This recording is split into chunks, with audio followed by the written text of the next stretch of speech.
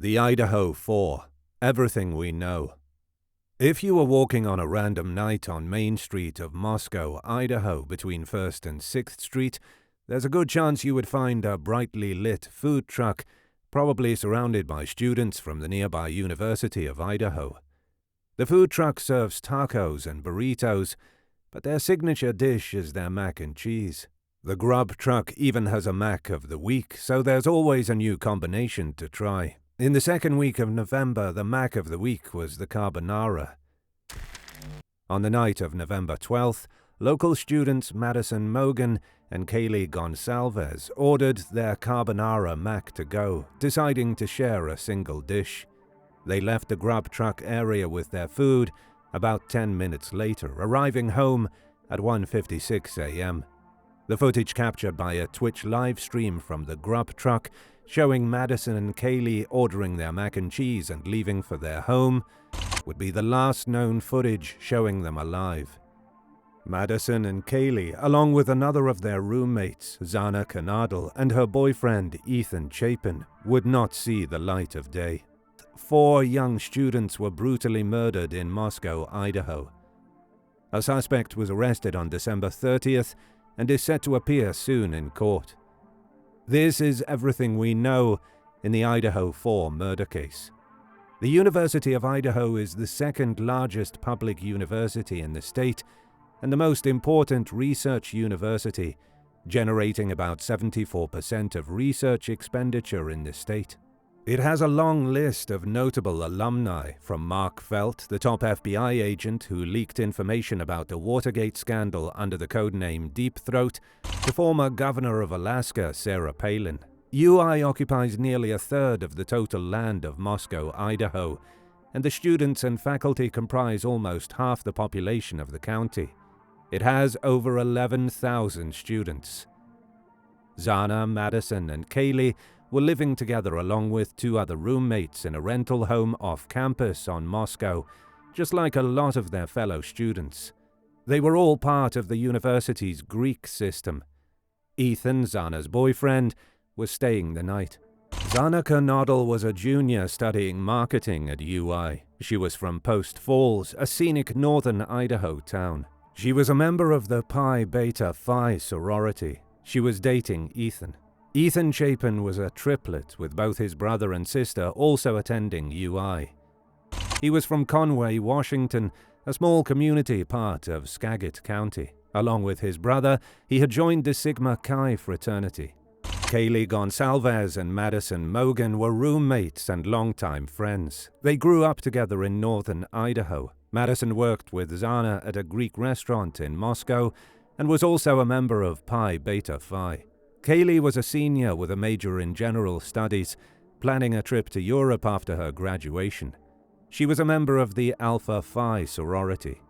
On the night of November 12th, Zana and Ethan went to a party at the Sigma Chi fraternity, where Ethan was a member, and would be home by 1:45 a.m.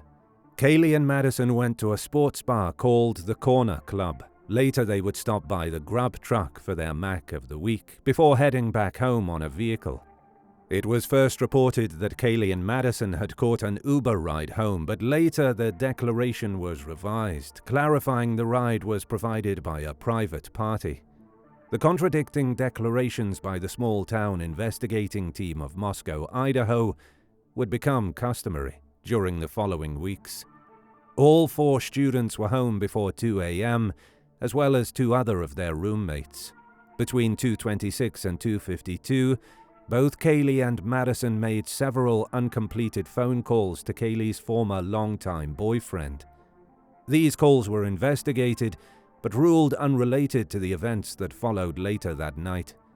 Records show Zana received a DoorDash order around 4 a.m., and she was using the TikTok app at 4:12 a.m. At 11:58 a.m. the next day, a 911 call was made from the cell phone of one of the surviving roommates, declaring that a victim on the 2nd floor was unconscious and not responding. The police arrived to find the 2 surviving roommates and several friends of the victims at the house. Zana, Ethan, Kaylee, and Madison were all dead from several stab wounds. Their deaths were promptly ruled homicides. The local police established a tip line after the killings, offering rewards for tips leading to solving the crime. Over 15,000 tips had been received by December 24th. The case was rife with speculation from both the locals and Moscow, and especially the national press and amateur sleuths around the US. The investigation continued for 7 weeks after the tragedy. Continuous conflicting reports and speculation, combined with a lack of apparent leads, led to an uneasy and frightful climate in Moscow. In one such example, the police initially declared that they did not believe there was an ongoing risk to the community after the murder. However, they changed their stance 3 days later, saying they were unable to confirm whether there was still risk to the community. Similarly, the police initially declared they believed the tragedy was an isolated, targeted attack, later having to recant the statement because they weren't sure.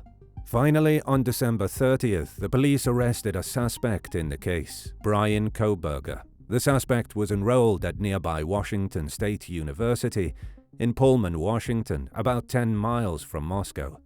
Brian was pursuing a PhD in criminal justice. He was charged on 4 counts of first-degree murder. Kohberger was arrested in Pennsylvania at his parents' home in Monroe County, 2,500 miles from the place where the murders were committed. He agreed to be extradited to Idaho and declared via his lawyer that he is looking forward to being exonerated. How did the police get to Kohberger, and how was he linked to the murder? Once Brian was extradited, several court documents were made public, and a more complete portrait of the night of the murders started to emerge. The police first found a link to Kohberger thanks to this car, a white Hyundai Elantra. After a month of investigation, on December 15th, the police had announced they were searching for the aforementioned white Elantra, since security camera footage from near the apartment where the killings took place shows such a car several times throughout the day. The initial search came to nowhere, with no potential suspects arising from registered white Elantras. Eventually, the police decided to expand the search and warned authorities from nearby towns to be on the lookout for a white Elantra. A campus officer from WSU in Pullman searched for registered cars that matched the description and found Kohberger's car on November 29th. Kohberger would start to be investigated a short time after, but the police would continue their search of other white Elantras until they were sure they had the right suspect. With the court documents becoming public, some key details about the investigation and potential witnesses also came to light. Even though it was initially reported that the surviving roommates had been asleep through the murders, one of them had actually submitted her testimony to the police. According to the roommate, she awoke around 4 a.m., hearing some noises. She opened the door a couple of times and heard crying, followed by a man's voice saying something along the lines of, "It's okay, I'm going to help you." The roommate claims she then saw a man wearing black clothes, with bushy eyebrows and a mask covering his mouth and face. She stood frozen and in shock as she saw the man leave, later locking herself in her room until the morning. Her description of the bushy eyebrows of the suspect was later matched with Kohberger. Another key item that helped identify Kohberger was a knife sheath that was found at the scene. A DNA sample was taken by the police from the sheath's button, and this was later matched to DNA found at Kohberger's parents' house in Pennsylvania, linking him to the crime scene. The DNA sample that matched was found in the trash of the Monroe County home of the suspect's parents. The DNA comparison was found to not exclude the biological father of the owner of the DNA sample from the knife sheath. According to forensic experts, the DNA sampled from the trash would exclude about 99.9998% of the male population, making it an extremely confident match. Although the trial hasn't started, there has already been a lot of speculation around Kohberger's possible motives. Special interest has been paid to his career choices, his study of criminal justice, psychology and forensics, and the fact that he had applied weeks earlier for an internship at a police department. The trial process might bring some information to light about why this terrible tragedy took place. On November 12th, the same day of the tragedy, the local team from UI, the Idaho Vandals, played a home football game. The Vandals are a storied program founded 130 years ago, but they've seen better days. Whenever they play home, however, the whole town goes to bat for them. That day, on November 12th, the Vandals lost against UC Davies, the first home loss of the season.